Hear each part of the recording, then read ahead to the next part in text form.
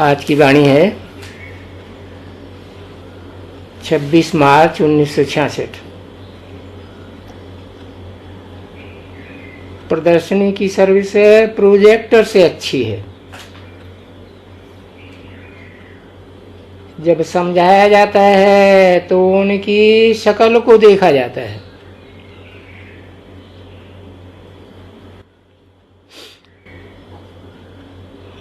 Projector से देखा नहीं जा सकता। पहले पहले परिचय देना है बाप का। एक बाप से हद का वर्षा, दूसरे बेहद के बाप से बेहद का 21 जन्म का वर्षा।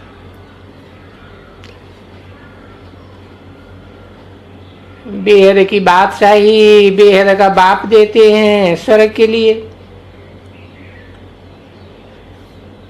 दो बाप का फर्क जरूर बताना है।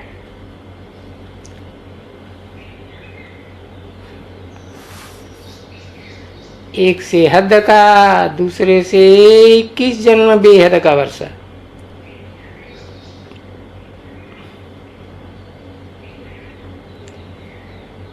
बेहद के बाप से एक ही बार 21 जन्म का वर्षा, बहुत फर्क है। सारी दुनिया का हद का वर्षा बंद होना है। सिर्फ भारत का नहीं, सारी दुनिया का।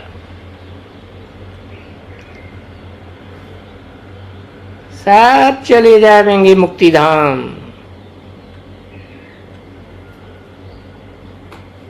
बाकी भारतवासियों को बेहद का वर्षा मिलता है, स्वर्ग का वर्षा। तो स्वर्ग का वर्षा और नरक का वर्षा, दोनों वर्षा दिखाना चाहिए।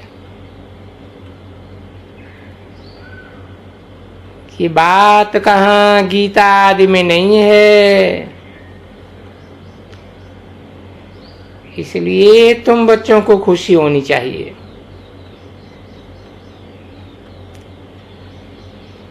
बेहद के बाप की रस्म अब जिंदाबाद।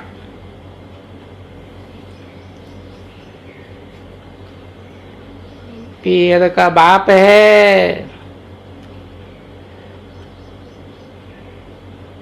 500-700 करोड़ मनुष्यों का बाप। और फिर बेहद आत्माओं का बाप।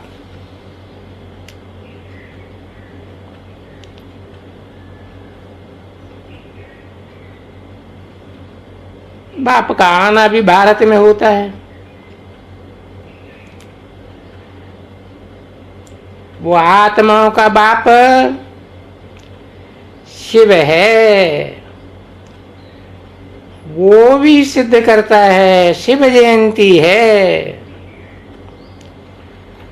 और वो सबका बाबा है, सब धर्म पिताओं का, सब फॉलोअर्स का। कृष्ण सबका बाबा नहीं है। शिव बाबा सबका बेहद का बाप है। वो ही राजयोग सिखाते हैं। बहुत सहज है। परंतु देह अभिमानी जो अपन को आत्मा नहीं समझते हैं, समझाने में भूल कर जाते हैं।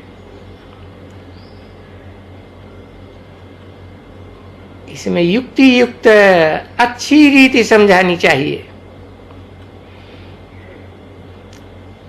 जैसे बिरला है, लक्ष्मी नारायण के मंदिर बनाते रहते हैं। उनको बताना चाहिए, पहले ये तो समझो ये कहाँ के मालिक थे। सतयुग के मालिक थे। इस कलयुग में तो कुछ राजा ही नहीं है। फिर इन्होंने ये राज्य कैसे सतयुग में पाया?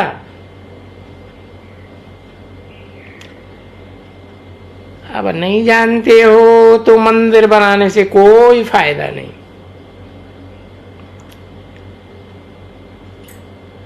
तुम समझ जाओ लक्ष्मी नारायण ने राज्य कैसे पाया,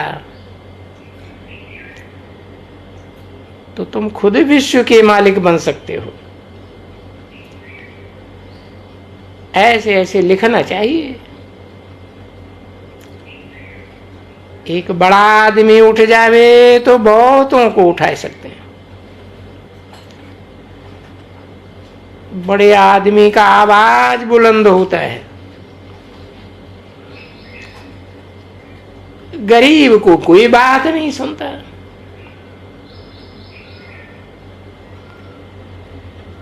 कहते भी है तुलसी गरीब निवाज की कोई न पूछे बात। तो लिख सकते हैं, मंदिर तो बनाते हो परंतु इनका ऑक्यूपेशन जानते नहीं हो।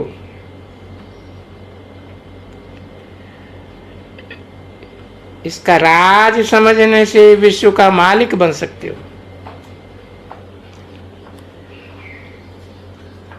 अच्छा, ओम शांति। आज का रात्रि क्लास है 23/4/1966।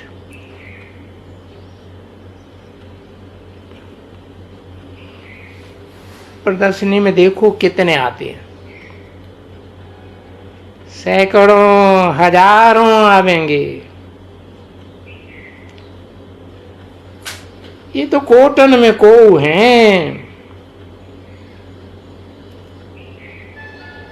समझ में आता है, जो कल पहले वाले वर्षा लेने वाले होंगे वो आवेंगे।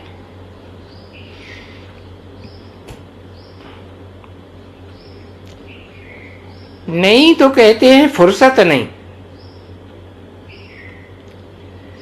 जब समझें कि कमाई बहुत भारी है तब फिर पुरुषार्थ करें। मौत का तूफान सामने देखेंगे तो फिर कोशिश करेंगे यहां भागने की। ये संस्था कोई छोटी नहीं है, बहुत बड़ी है जो इतना काम करती है। लेते कुछ भी नहीं है। यहां है समझने की बात।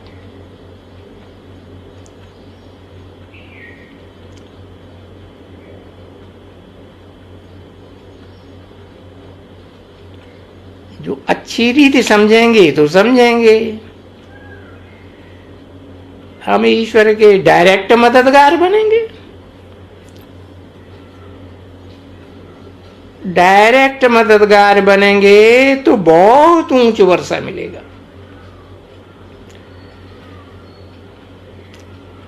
इसलिए बाबा को स्थापना में मदद करनी है और श्रीमत पर चलना है। नॉलेज पूरा हुआ है। अब आत्मा को ये शरीर रूपी वस्त्र छोड़ करके नंगा जाना है, फिर आना है। ये आने जाने का चक्कर सिवाय बाप के कोई समझा नहीं सकते। प्रदर्शनी वृद्धि को पाती रहेगी।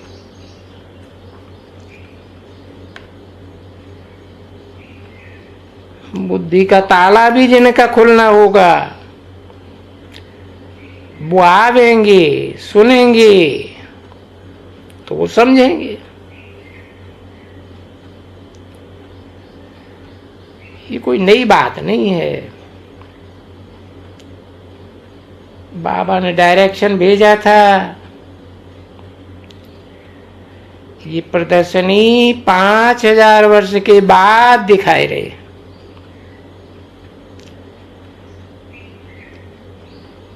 ऐसी ऐसी बातें लिखनी चाहिए जो मनुष्य पढ़ें भी और फिर पूछें भी।